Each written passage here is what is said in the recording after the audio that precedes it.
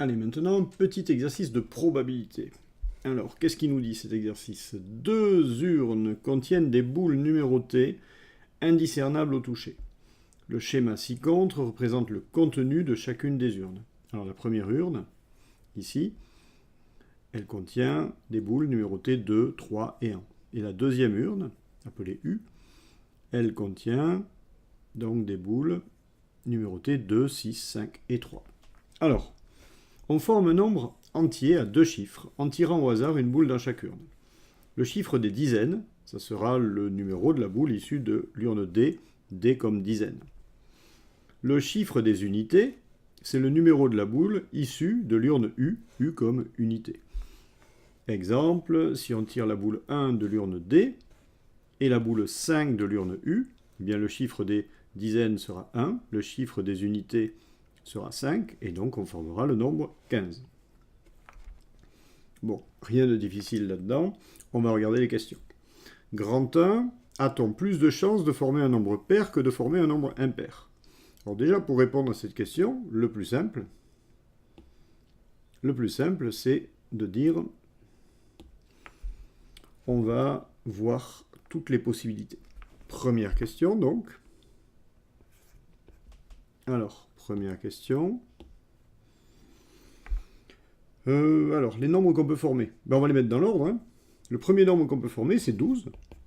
Ensuite, on peut former 13, 15, et puis 16. Donc ça, c'est tous les nombres qu'on peut former avec 1 comme chiffre des dizaines. Ensuite, le chiffre de dizaines, ça peut être 2. Donc on a 22, 23, 25 et 26. Et enfin, on peut aussi avoir 3 comme chiffre des dizaines. Donc ça va faire 32, 33, 35 et 36. Voilà donc pour toutes les possibilités. Donc on a 12 possibilités en tout, hein, on peut les compter. Hein. 1, 2, 3, 4, 5, 6, 7, 8, 9, 10, 11, 12. Alors, ça correspond évidemment à 3 fois 4. Hein. Donc 3 fois 4, 12. Et on a bien nos 12 possibilités. Alors on n'a toujours pas répondu à la question. A-t-on plus de chances de former un nombre pair que de former un nombre impair? Ce qu'on peut faire, par exemple, c'est compter les nombres pairs. Alors des nombres pairs, il y en a 12, 16, 22, 26, 32, 36. Donc il y en a 6 en tout. Et des nombres impairs, 1, 2, 3, 4, 5 et 6.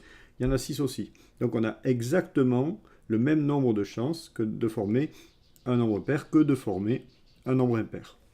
Donc on va l'écrire. On a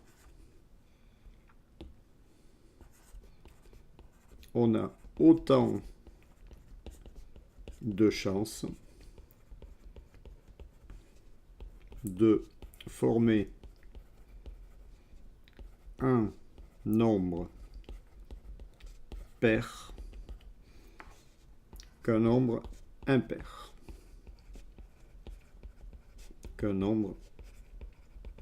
impair. Deuxième question. Petit a, sans justifier, indiquer les nombres premiers qu'on peut former lors de cette expérience. Alors, les nombres premiers.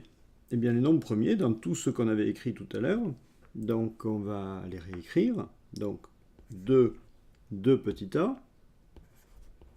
Donc, réponse à la question de petit a. On avait dit 12, 13, 15, 16. Alors là-dedans, il n'y a que 13 qui est un nombre premier. Ensuite, 22, 23, 25, 26. Alors 23 est aussi un nombre premier. Et ensuite 32, 33, 35, 36, ce ne sont pas des nombres premiers. Hein, puisque un nombre premier, c'est un nombre qui n'est divisible que par 1 et par lui-même. Donc qui admet exactement 2 diviseurs. Donc alors ça fait, sans justifier, indiquer les nombres premiers qu'on peut former lors de cette expérience, c'est fait. Petit b, donc 2b. Donc, montrer que la probabilité de former un nombre premier, elle est égale à 1 sixième. Alors, tout simplement, on a ici un nombre premier, donc cette probabilité de nombre premier, on va l'écrire comme ça. Donc, la probabilité de former un nombre premier,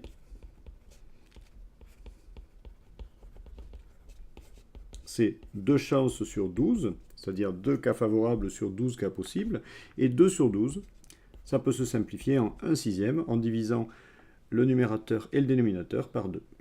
Donc on a répondu à la question 2B.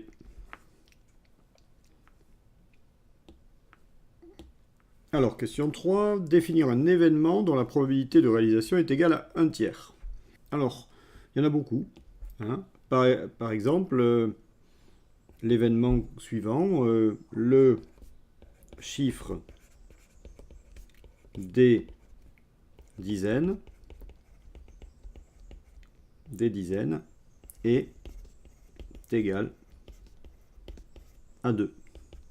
Alors, vérifions. Alors, cet événement, on n'a qu'à l'appeler l'événement D, disons. Non, on va pas prendre D parce que cette lettre est utilisée. L'événement E comme événement. Eh bien, la probabilité de E, c'est la probabilité que le chiffre de dizaines soit égal à 2.